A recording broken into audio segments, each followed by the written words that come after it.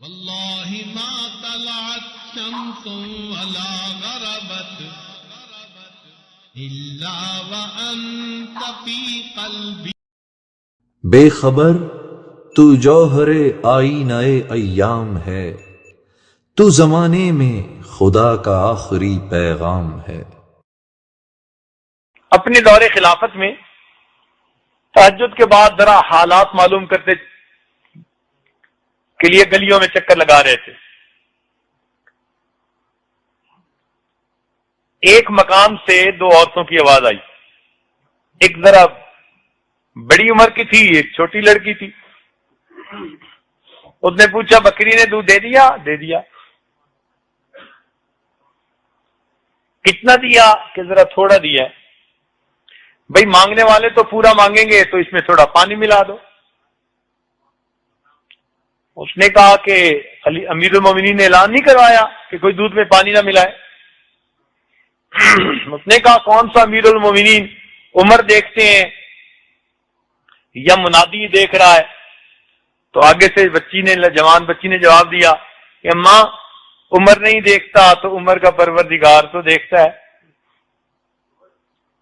عمر لینا نے بات سنی، واپس آ گئے. اگلے دن تیار ہو کر جب امور مملکت سنبھالنے کے لیے خلافت نمٹانے کے لیے بیٹھے تو ان دونوں عورتوں کو بلا بھیجا. پتہ چلا کہ ایک بڑی ہے اور ایک اس کی بیٹی جوان العمر ہے، مگر شادی نہیں ہوئی. تو عمر لانو کے دل میں خیال آیا کہ میرا بھی بیٹا جوان ہے، اگر شادی کرنی ہو تو بہو تو ایسی ہونی چاہیے جس کے دل میں ایسا یقین ہو. تو اس بڑھیا سے کہا کہ دیکھو تمہاری بیٹی جوان ہے، میرا بیٹا جوان ہے، کیوں نہ دونوں کا نکاح کر دیں. چنانچہ دونوں کا نکاح کیا. یہ وہ لڑکی تھی جو عمر بن عبد العزیز رحمت اللہ علیہ کی نانی بنی. اس کو بیٹی ملی اور وہ ماں بنی عمر بن عبد العزیز رحمت اللہ علیہ. اب شادی تو ہو گئی. عمر لانو نے ایک دن اس کو بلایا اور اس لڑکی کو کہا کہ دیکھو بیٹی، میں تمہاری ایک ڈیوٹی لگانا چاہتا ہوں. اس نے کہا جی حکم. فرمان لگے ڈیوٹی یہ ہے کہ جب میں روزانہ تیار ہو کر امور خلافت کے لیے گھر سے نکلنا چاہوں تو تمہاری ڈیوٹی ہے کہ رستے میں آ کر میرے قریب تم نے مجھے وہی سبق یاد دلانا ہے. انہوں نے کہا سبق کون تھا؟ کہنے لگے جو تم نے ماں کے سامنے کہا تھا عمر نہیں دیکھتا تو عمر کا خدا تو دیکھتا ہے. اتنا فکر یہ اچھا لگتا تھا عمر لانو کو کہ اس بچی کو فرماتے تھے کہ تو بار بار یہ کلمہ میرے سامنے دوہرا.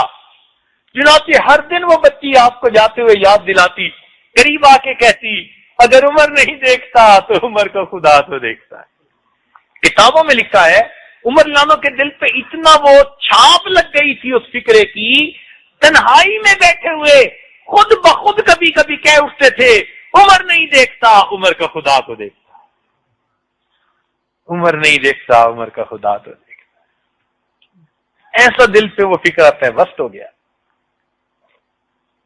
سسر کا یہ حال، بہو کا یہ حال اور بیٹے کا حال.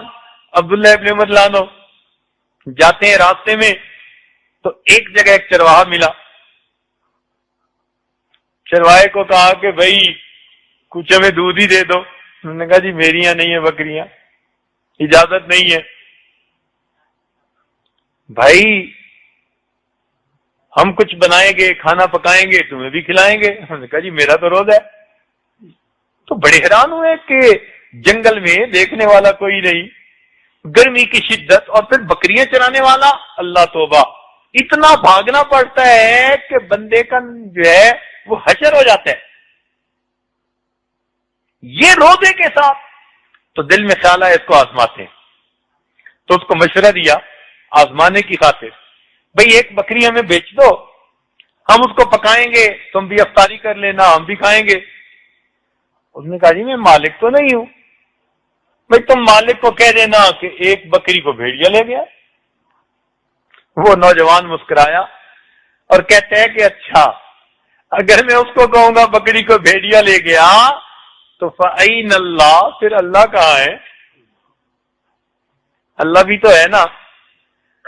عبداللہ ابن ملانو کے دل پہ ایسا اثر ہوا کہ بعد میں لوگوں کے سامنے یہ واقعہ سنا کر کہا کرتے تھے کہ اس قوم کا حال دیکھو کہ اتنا کامل یقین کہ چرواہا بھی تنہائیوں میں روزے کی شدتیں برداشت کرتا ہے، اور جب کہا جاتا ہے کہ کوئی عمل خلاف شرع کر لو تو آگے کہتا ہے فَأَيْنَ اللَّهُ، پھر اللہ کہاں ہے؟